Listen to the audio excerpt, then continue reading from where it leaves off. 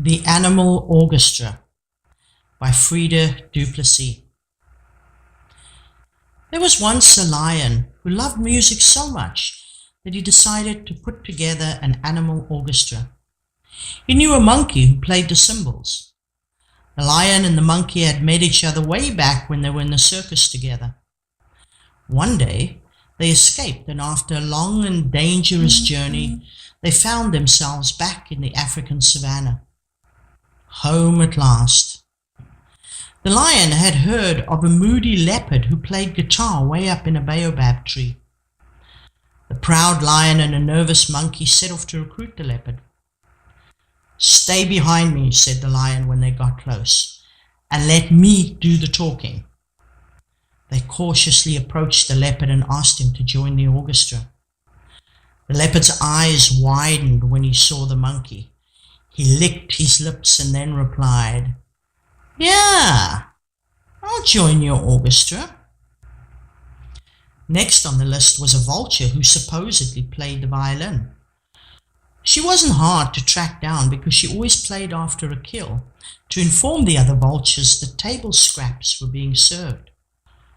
One day when they heard the violin, they followed the sound all the way to the vulture.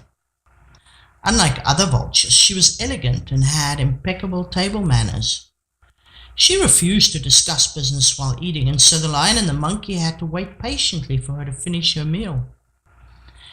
Even though she really wanted to join the orchestra, she didn't say so immediately, but instead waited for the lion to convince her that it was a good first step to becoming a famous violinist.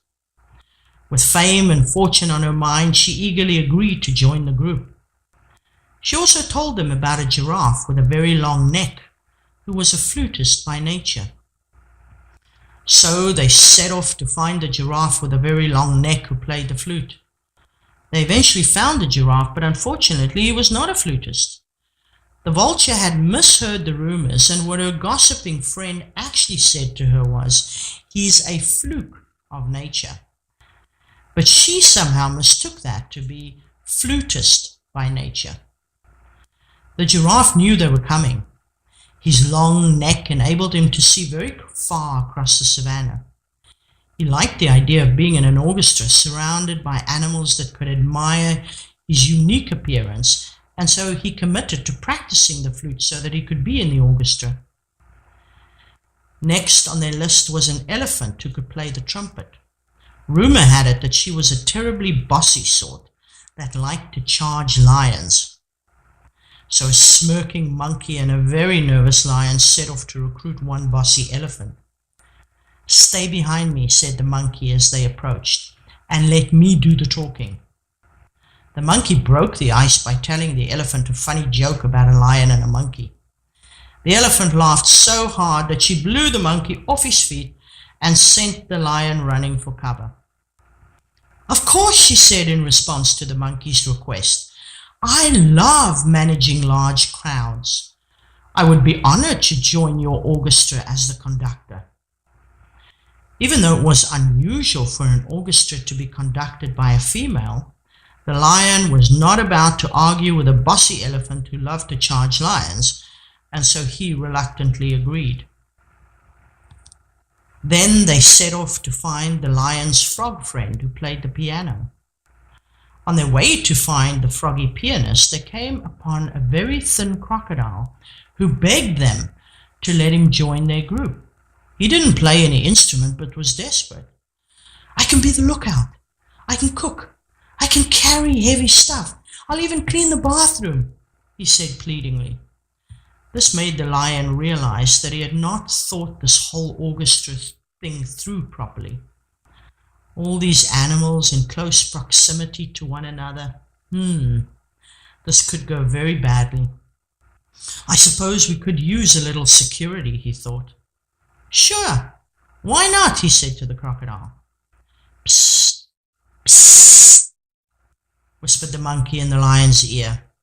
"He looks awfully thin for a normal crocodile.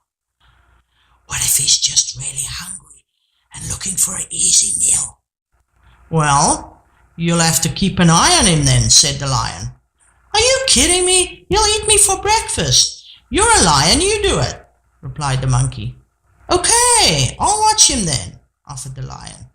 "Let's go find the frog," he said, and off they went. The frog was delighted to see them and very excited about the prospect of playing in an orchestra. The frog was friends with a timid meerkat who never left his side. They were inseparable, and so the frog insisted that the meerkat be invited as well. The lion agreed. He also had a plan for the meerkat that included playing with the crocodile, but he didn't want to tell the meerkat for fear that the timid meerkat would not join them, and thus neither would his friend the frog.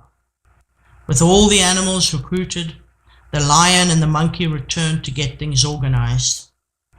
After remembering the monkey's warning about the crocodile, the lion drew up a list of rules.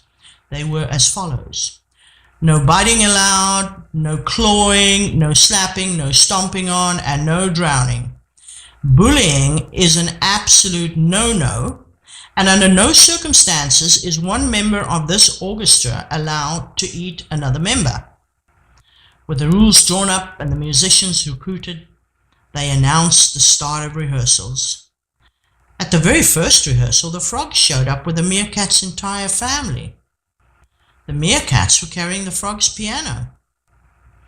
The lion handed out the rules and everyone nodded in agreement except the crocodile. No one noticed. Being a little worried about the crocodile's true intentions, the lion had a trick up his sleeve. He showed the meerkats how to play the crocodile like a fish by running branches across its back. Strangely enough, this put the crocodile to sleep and put the meerkats at ease. Rehearsals started in earnest, with the lion on drums, monkey on cymbals, a vulture violinist, giraffe with flute, frog on piano, leopard on guitar, meerkats on crocodile, and a bossy elephant conductor.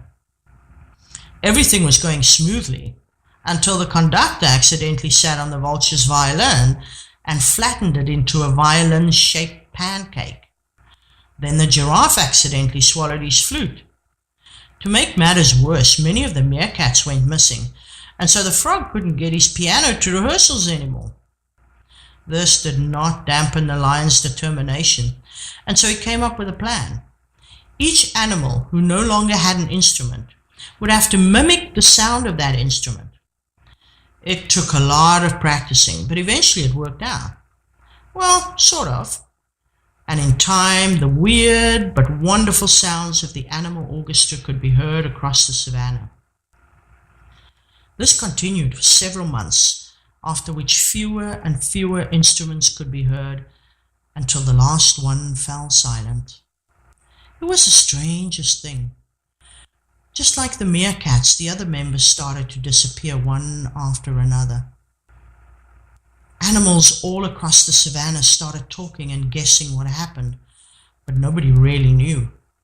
There were rumors going around that maybe they went to play at a famous concert hall far away, or maybe they all got sick and died. Then there was the rumor that one of the members was spotted hiding near a river and refused to talk to anybody. Who was that single surviving member? Apparently, it was a very fat crocodile. The end.